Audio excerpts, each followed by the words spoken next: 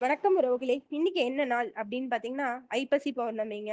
ஐப்பசி பௌர்ணமியின் சிறப்பு அப்படின்னு கேட்டீங்கன்னா, சிவனுக்கு உகந்த அன்னாபிஷேகம் செய்யும் மகா நாள் அப்படின்னே சொல்லலாம்.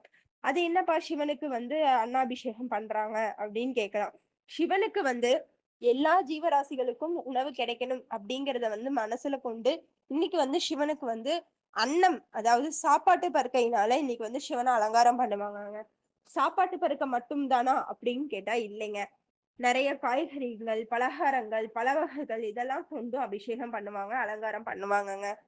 அது மட்டுமின்றி, இன்னைக்கு நம்ம போய் சிவன வழிபட்டோம் அப்டின்னா, சொர்க்கத்திலயும் ஒரு இடம் உண்டு அப்டின்னு சொல்லி பழைய பழமொழி என்ன சொல்லுது அப்டின்னா, "சோறு கண்ட இடம் சொர்க்கம்" அப்டின்னு சொல்லுது.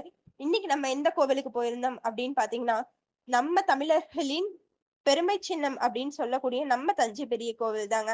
தஞ்சை பெரிய கோயில் அப்டின்னு பார்த்தோம்னாவே நம்மளுக்கு என்ன தோணும்? தலையாட்டு பொம்மை எல்லாத்துக்குமே ஞாபகம் வரும். அது மட்டுமா? இல்லைங்க. நெறைய சிறப்பும் இருக்குங்க, இந்த தஞ்சை பெரிய கோவில்ல. இன்னைக்கு பாத்தீங்கன்னா அப்படின்னா, டெக்னாலஜிஸ் அப்படிங்கிறது வளர்ந்துகிட்டே வருதுங்க. ஆனா அந்த காலத்துலலாம் டெக்னாலஜி அப்படிங்கிறது எதுவுமே இல்ல. ஆனாலும் ஒற்றை கல்லால் ஆன நந்தி சிலை வந்து நம்ம தஞ்சை பெரிய கோவில்ல இருக்கு. அது மட்டுமின்றி 216 அடி கோபுரமும் இருக்கு. 13 அடி சிவன் சிலையும் இருக்குங்க. இன்னைக்கு நம்ம சிவனுக்கு வந்து என்ன பண்ணியிருக்காங்க அப்படின்னா, 1000 கிலோ அரிசி கொண்டு, அது மட்டும் இல்லாமல் 500 கிலோ காய்கறிகள் கொண்டு, அது மட்டும் இல்லாமல் இன்னும் நெறைய பழ வகைகள், பலகாரங்கள்லாம் வச்சு நம்ம சிவனா வந்து அலங்காரம் பண்ணியிருந்தாங்கங்க. சிவன பார்க்கவே அப்படியே மெய் சிலிர்த்து போயிருச்சுங்க. கோவில் பிரகாரம் பார்த்தீங்கன்னா, நல்ல கூட்டமாவும் இருந்துச்சு.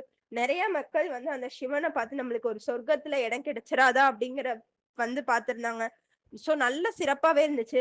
இன்னைக்கு நீங்க எந்த கோவிலுக்கு போயிருந்தீங்க அப்படின்னு சொல்லி கமெண்ட்ல சொல்லுங்க. நன்றி.